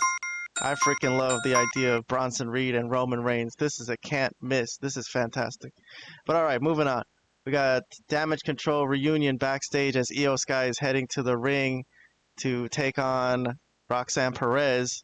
Looks like she's gonna bump into Asuka and Kairi Sane, who are gonna offer to help her, but she's not gonna take the help. We are sorry about your title match, but we know you can beat Roxanne. Maybe we could be in your corner tonight to keep it fair. I've beaten Roxanne before, so I can do that again. thanks. But no thanks. I got it. You got it. 元気出せ頑張ってこう Okay. ありがとうね Little damage. All right, gotta say, I'm sorry. Just because they're Japanese, I can't go lenient on them. I gotta take off a point for the broken English. Maybe they could come up with a way to just let them speak Japanese and give us live subtitles with the technology we got now with AI. Maybe that'd be better to just let them speak their own language, because that it hurts the show. But all right, I'm moving on to the next segment. It's the match. Io Sky's heading to the ring. She's facing Roxanne Perez. Let's take a look at some highlights here. Roxanne, here's a move that she does where she spins Io by the neck, tries to fling her around, but Io landed on her feet. So actually, I did miss that. Play it again. Nice handstand into a slap in the face for Roxanne. So she did all that and then slapped her in the face. All right, I like that. I will give that whole thing a thumbs up for that little spot. I thought that was a nice little spot. But I'm moving on. Let's see. We got Io taking out Raquel on the outside. Later on, though, here's some revenge. When the ref is not looking, Raquel gets her back, and she's pissed off that she got nailed earlier in the match. Later, Raquel trying to call for time as Roxanne is like hurt, but that leads to an eye rake as the ref is distracted, and that's how Roxanne takes control of this match. But again, later on, more interference from Raquel. It leads to a spot, a moonsault spot. So I'm gonna give this a half point for Io Sky, wowing the audience on Raw. 1/2 a point. Enter the Kabuki Warriors. So while Raquel is trying to interfere on the other side, the Kabuki Warriors enter, and I guess they're still going to try to help Io regardless of what she said. And this interference took a long time to materialize. It didn't really look natural, but they're holding Roxanne down, and Io almost hits the Kabuki Warriors, and that leads to her getting pushed into her former stablemates. And then the finish, which I think this whole thing, it just didn't flow naturally. So I'm not going to give this match any points. I will say I'm also not very interested, I guess, in seeing the Kabuki Warriors have a little feud together. Maybe it could be good. I don't know. Maybe they could put on a good match, but just them interacting backstage and trying to speak English, I don't know. But regardless, all right, Io Sky post-match is miffed. She's like, what the hell are you guys even doing here? We were just trying to help. But all right, that's my review of that match. Unfortunately, the ending kind of killed it for me. It was a good match up till that point. But I got a backstage segment. It's Jey Uso. He's getting interviewed by Jackie Redmond. So let's see what we got here. Cole, thank you so much. I'm here with Jey Uso. Jey, my guy, we missed you last week. Very rare for you to miss a Monday Night Raw. And go figure, Seth Rollins and his crew took advantage. What was your reaction to seeing what they did to Roman Reigns last week? It hurt me, Jackie. All right? I missed the episode of Raw. It hurt me, too. I had to handle some family business off top. But look, I'm back now. Receipts are coming. The Bronzes on notice. Seth freaking Rollins, special use on notice for the World Heavyweight Championship because I ain't get my rematch. I mean, while we're putting everybody on notice, let's just go ahead and think about something real quick. A lot of people are wondering, conspicuous by your absence, a lot of people are saying, man, Jey must really want to get out of that shadow of Roman since he didn't even show up to make sure that shadow didn't even exist. I don't think that. I don't believe that. But what I am here to let you know is I can respect your aspirations for the World Heavyweight Championship. Everybody wants it, but the line starts behind me, my man. Yeah, that's cool, LA Knight. Whatever line, this line, that line, cross this line. I'm going to send you back of the line, Oos. But look, though, welcome to Monday Night Raw, Oos. Yeah. Yeets. Little tension backstage between LA Knight and Jey Uso as I send it back to you, Michael Cole. Well, thanks a lot. Well, everybody after that World Heavyweight title. I like that. All right, I will say I'll give that segment a little half a point for LA Knight going around telling people, look, if you want that title shot, get behind me. Get it. He wants that. He really wants that match. He better win. LA Knight needs to win this title at some point for Jesus' sake. They ever going to give LA Knight a little world title run? But okay, we got an interview with Penta here. I'm standing by with one of the most captive. I got to give a half point to Penta just for standing there. Good job. Superstars on Monday Night Raw, Penta! Now, Penta, before I get to my question, I want to take you back to last week on Monday Night Raw, where not only did you face Grayson Waller, you also had a bit of a run-in with the New Day. The New Day were with us on commentary, Corey, for this matchup. Still deeply in mourning. All right, so they go over the replay of Penta taking Xavier Woods' hat, sombrero, as Adam Pearce called it. I'm going to forward through them going over the replay, though. Let's continue to what Penta has to say about this whole thing. So we heard the news earlier on tonight from Raw General Manager Adam Pearce that next week you will go one-on-one with Xavier Woods. Now, I'm sure he's watching right now, so what message do you have for Xavier Woods? So, it's very easy. The New Day wants to get in Penta business. Excelente. Así me dan un motivo para romperle su madre a todos juntos. Hey Woods, when I come to Raw, everyone say you were one of the best, but you aren't better. That's Penta. Even your stupid hat looks much better on me. Y la siguiente semana en Raw te voy a enseñar de moda y de lucha libre. ¿Y sabes por qué? Porque New Day sucks. Y porque yo soy Penta, el cero. All right, you know what? I'm going to give Penta a point for his promo. I like this promo because New Day sucks. All right, nice. Penta, thank you so much. Good luck next week against Xavier Woods. Other than the couple of botches he's had in his matches, I think Penta has been very good in WWE so far. All right, we go backstage. Kabuki Warriors and Io Sky, the former Damage Control. Io Sky is going to confront them about what the fuck is going on. This is going to be very dramatic amongst friends.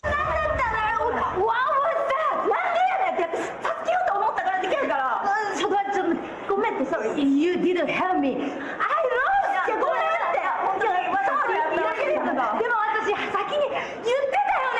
うるさいけどなんやねんこれ。 Woo! Asuka pushes Io and walks away yelling Japanese stuff. That actually looked good.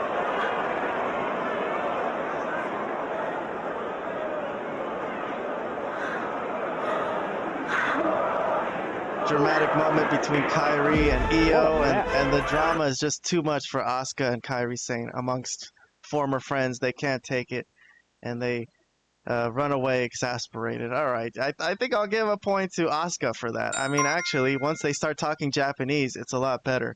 I think they should just let them have this whole feud in Japanese, to be honest. That actually will be a good match.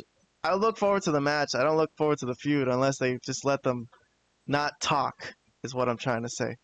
But all right, moving on. We got the next match. It's Maxine Dupree. This stems from last week when Becky Lynch nailed Nikki Bella and Natalia, and Maxine Dupree got in Becky's face about it. So that's how this match got made tonight. Becky accepted a challenge.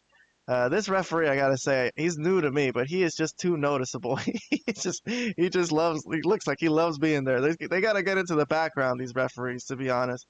But anyways, here's the match. It's Maxine and Becky. Skipping to the finish, I gotta save time. Maxine got a little bit of offense in. Becky bumped around for her, but in the end, Becky makes Maxine tap out, and she retains her Intercontinental Championship. It was a Intercontinental Championship match. Post-match, not really an afterbirth. Actually, there is an afterbirth. Becky is talking shit to Maxine. Natalia gets in the ring to stop her, and then a cheap shot from Becky, and Becky runs off as Tozawa, I guess, is there to watch out for his friends. But yeah, Becky did get the shot, and this seems like it'll lead to a match, Natalia against Becky for the Intercontinental title. That's pretty good. That's pretty good. I will say I was indifferent to the match.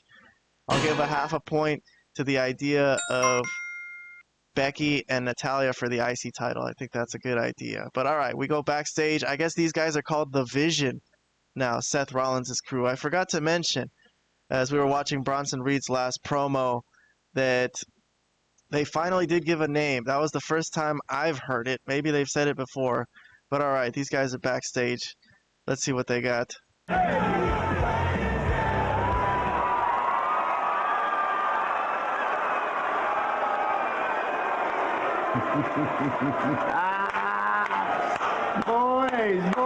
Boys, it has been an incredible week. We are on top of the world. And I came to this dump of a town expecting to have to deal with a CM Punk problem.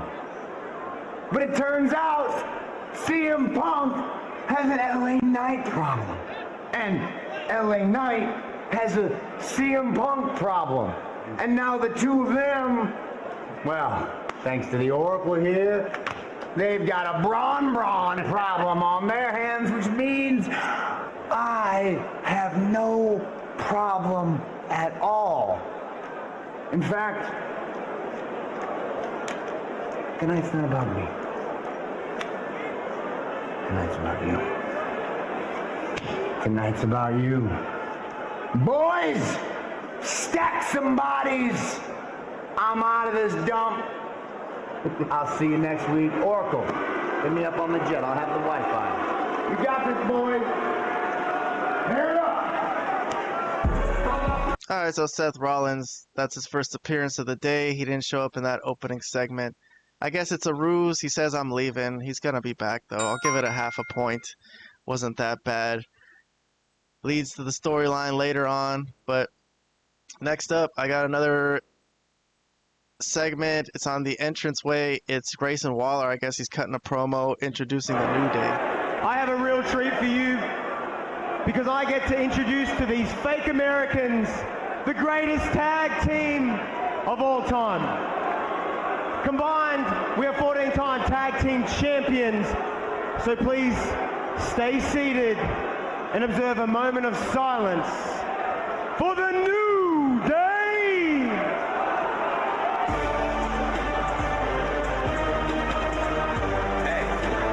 All right, well, against my better judgment, I'll listen to the New Day's promo. I'm not expecting anything here.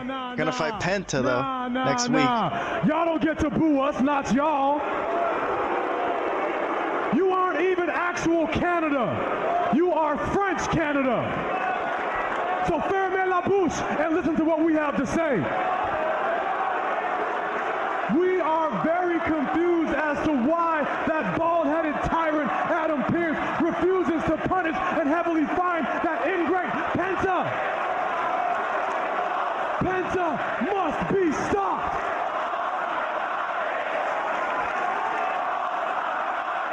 Last week, Penta assaulted the three of us. Hated it. And that's why next week I'm going to beat the bejesus out of Penta and demand that he reimburse me for my best breathing hat that cost me over $12,000. 12 grand. For that thing? It's like a work of art you wear. Hey, be quiet. Shut your mouth, we're talking. See, y'all would think that y'all would be grateful because you have 2 maple syrup, chocolate covered cakes, and a vanilla croissant standing in front of you. Y'all should be thankful for that. Y'all should thank God for that. As a matter of fact, you should take your little turned out toes, get down on your knees, raise your disgusting hands to the sky, and scream out in unison, thank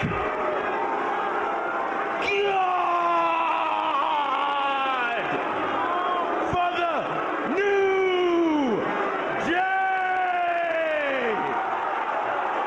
Woods hat shrink. Can't afford another one. Yikes. Okay, gotta take off 2 points there. What the fuck was that? What a waste of time. They could have just put nothing there. They should have just played something on the big screen for the people, I guess. But, okay. It happened. Unfortunately, it existed, so I took off points for it. But alright, we got a video package. I think it's Bailey. So she's talking about the weirdness that's going on with her and her drama with Lyra Valkyria, I'm guessing. I'm not exactly sure how to start this, but I honestly don't even know how I got here right now. I've been doing this for almost 13 years, and I've never felt the way I feel. Now I, in a way, want more but feel less. I want more and feel nothing. I think it's my fault. I think in my process of my whole career, the role model it meant something before I even called myself that. And I was treated like one before I even saw myself as one. Then I started to realize that I can make a change, that I can be an asset to the division by being a role model, by being that person that people came to, by being that person that people looked up to, whether it was in the locker room or on the other side of the barricade. And now I'm here by myself. By myself. And I feel everything leading up to where I am right now has gotten me nowhere. I sit here without anything to show you, without a championship, without any wins in this last year. I can't remember the last time that I felt proud of myself. And it's my fault. It's my fault.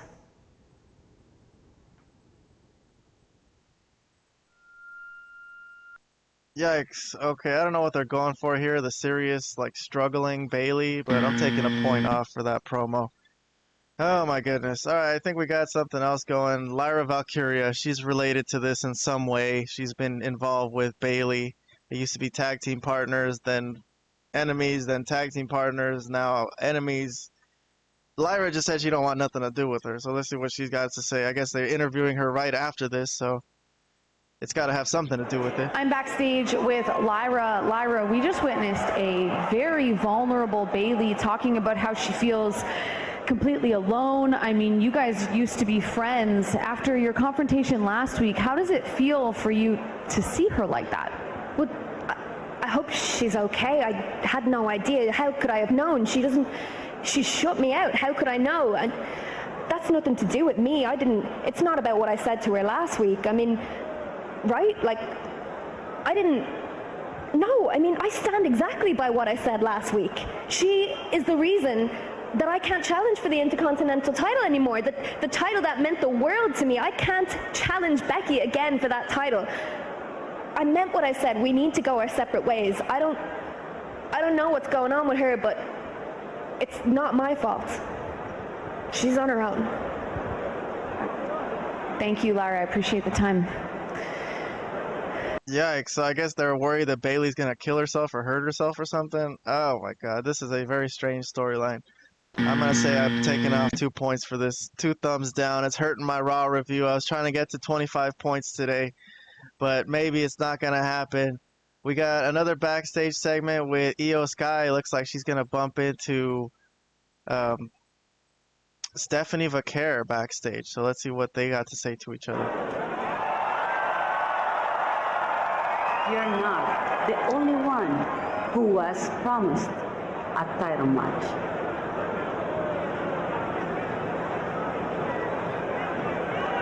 That's all Stephanie had to say for the whole show. You're not the only one who was promised the title match. Good God. They literally flew her in and got her all dressed up and made up just to say that. Ugh. Sorry, man. I'm taking off points today. I'm being mean, I guess, but I'm not liking this. They could do more with Stephanie Vaquer.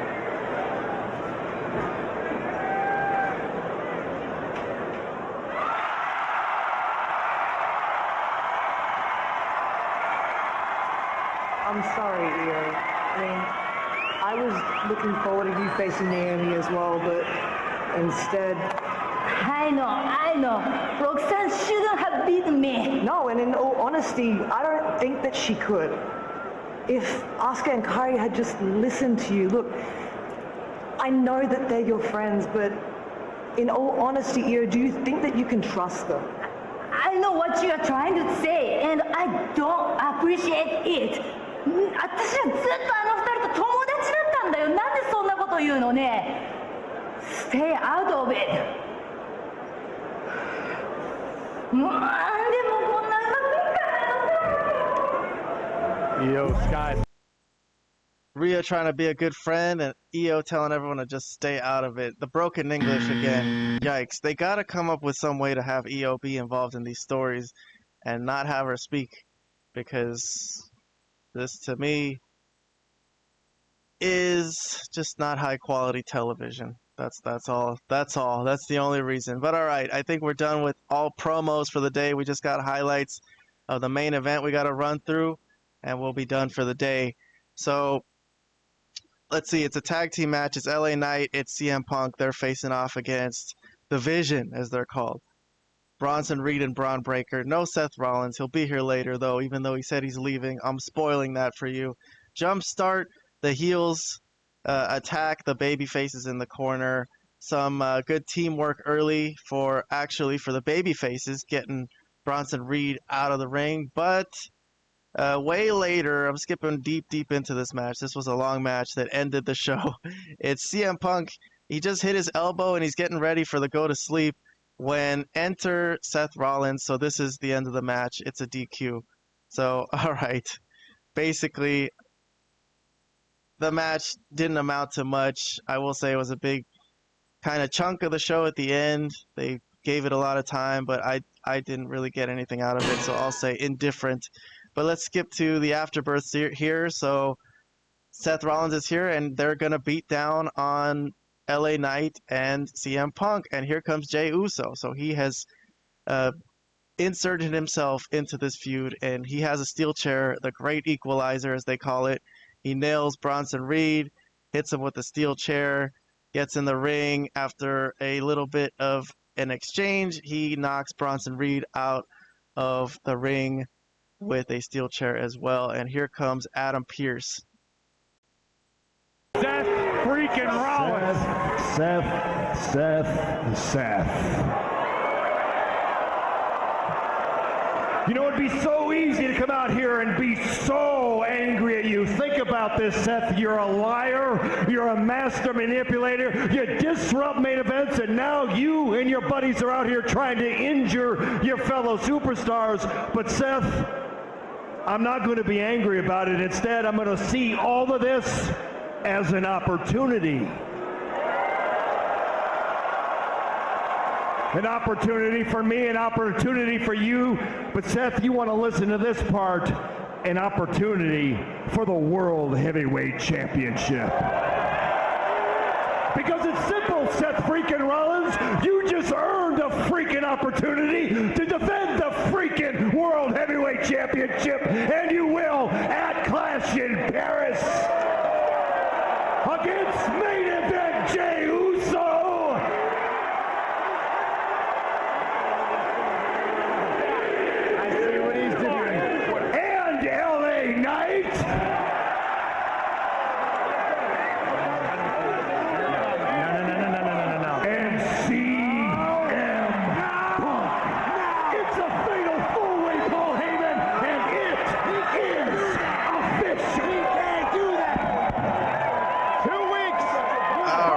So Adam Pearce getting frustrated. I like that. I will give Adam Pearce a point. It's good that the culmination of this rough day that he's had, and you could see it in his frustration. He's just like, fuck this, all you guys are fighting. So I like the Adam Pearce performance there. But in the ring, we got a little bit of a finish to the show. It's not over yet. LA Knight is not very happy about this, and he's kind of mad, gets into it with Punk. Punk gets into it in his face, and they start fighting, actually. And this is a chance for, as LA Knight beats down on CM Punk, Jey Uso tries to break it up. He eats an elbow. And this is a good chance for the Vision, as they call them, Seth Rollins' stable, to enter the ring as LA Knight pushes CM Punk into a Braun Breaker spear, and the Vision come in and they basically lay everybody out to end the show. So they weren't paying attention. They were fighting with each other. Braun Breaker with the spear here on LA Knight. Bronson Reed with the tsunami on Jey Uso, and I think they're going to curb stomp Jey Uso and talk shit to CM Punk. God, this was a good spot. This was a very good spot. This one, I might say, this is actually a fire spot. This is so good. This can go down in history. I will add 5 points to my Raw review for this, because this is just really epic. And then curb stomp from Seth Rollins will end the show. And for the whole afterbirth and making the four-way, I will say that I really liked it, actually. I will say that I think that's a good idea. It kind of sucks for LA Knight. He wanted his title match. CM Punk, too, also wants a one-on-one title match. They all deserve it. They'll all get it eventually. But yeah, four-way match, no rules. You know, the Vision are going to be there to interfere and all that. So it's kind of predictable, but still, it's not bad. All right. So I did at the end with that spot with CM Punk and Seth Rollins, did actually end up getting to my goal of 25 points on my Raw review. So cool. All right. I enjoyed it. It wasn't the best episode, but it had some storyline stuff. I would say that we're looking forward to Clash in Paris. So I'm still hanging tough with the storylines. And no Roman Reigns today, no Brock Lesnar on SmackDown. But still, they got through the week of shows, and it was good stuff. So congratulations, WWE. All right, I'm going to move on from this. I think next time I come back, I'm going to switch back to WWE developmental. We're going to do NXT and TNA and Evolve and all that stuff. I'm not sure what day. Just keep an eye out for that. Hit like and subscribe, and you will be notified whenever we come back with another live stream. But all right, have a good day. We will catch you later.